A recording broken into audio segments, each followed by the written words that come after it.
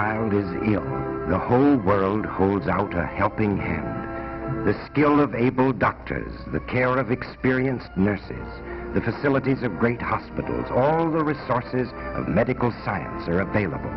Poverty is no barrier. Hospitals and nurses give generously to those who cannot pay, so that the children of the poor may have their chance in the fight against accident and disease. But the hospitals are crowded. When their work is done and the young patient is well enough, he and hundreds like him must go home to make room for other hundreds who are critically ill. The odds are all in favor of recovery if adequate care can be provided at home. For children whose families have means, the period of convalescence presents no great problems.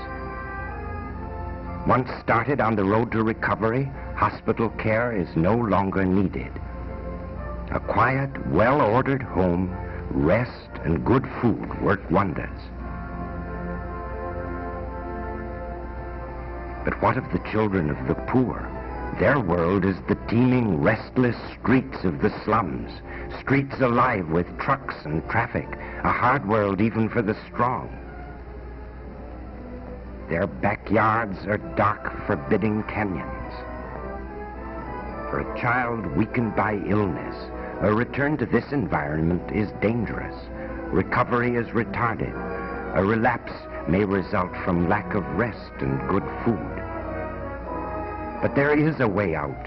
The New York Children's Aid Society, through its Neighborhood Health Service, stands ready to help children from homes like these.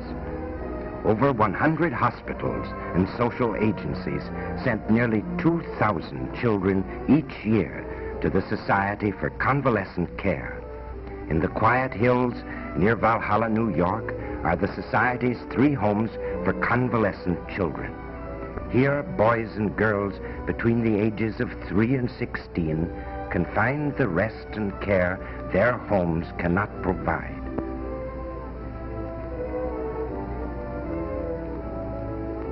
The Millbank Home for Boys is typical of all 3, not an institution, but a place where boys can feel at home. A few of them must take it easy for a day or 2 on doctor's orders, but the majority are well enough to be about and bring keen appetites to the dining room. Grace means something to the boy who's sometimes gone hungry.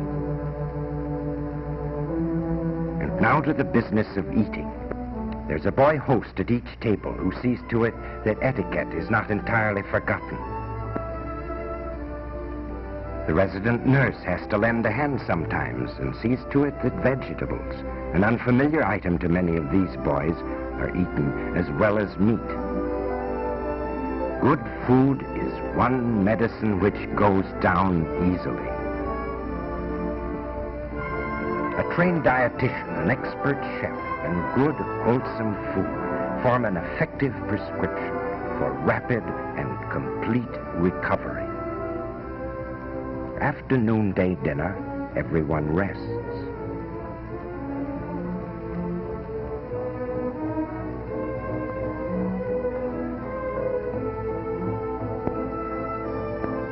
Sleep and relaxation, far from the roar of traffic, are powerful and kindly healers.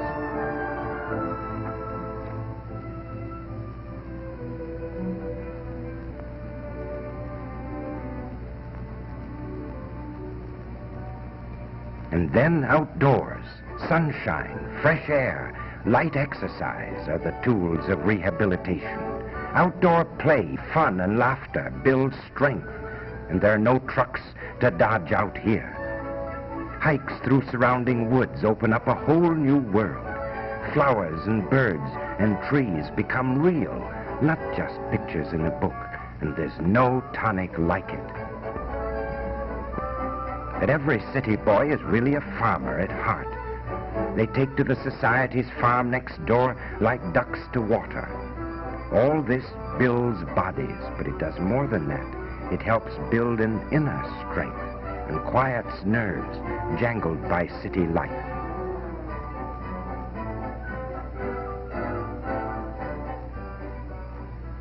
For boys who want to keep up with their studies, the Department of Education provides a teacher, and work done here receives the same credit as that in the city schools.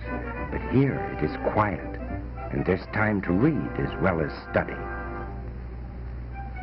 Boys like to make things with their hands.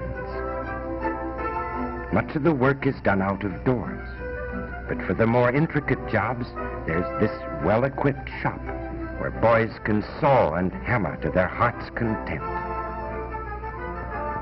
If they wish, they can take these things home with them, and their pride in the finished article, as well as fun in the making, is good to see.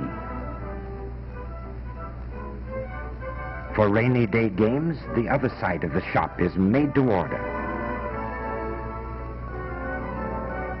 Just down the road is the Martha home, where about 15 of the youngest boys live during their convalescence. The recipe is the same, plenty of fresh air and sunshine, plus the watchful care of a cottage mother and father. They have their own interests, and activities are planned along the lines they enjoy most. Pets of infinite variety are always fascinating, and Peter the rabbit is a special favorite.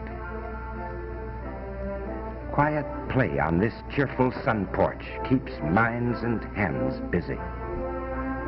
For the girls and the very smallest boys, there's the Elizabeth Milbank Anderson Convalescent Home at Chappaqua, a few miles away. The age-old games of children, played amid the healing peace of woods and fields, bring new vigor to these frail bodies. Girls everywhere, of course, play house. Minding the baby is just as serious and important here as at home.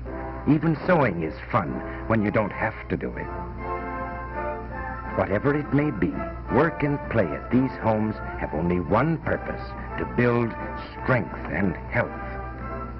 This is the answer of the Children's Aid Society to the city's problem of convalescing children. But it's only a partial answer. Generous, consistent support has helped hundreds of children find the road back to health each year. But thousands more must stay in dark, airless rooms and noisy streets with all the odds against their recovery. These are the children of the poor, the men and women of tomorrow. They need help on the long road to recovery.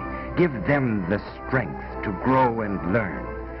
It builds a better world for you to live in.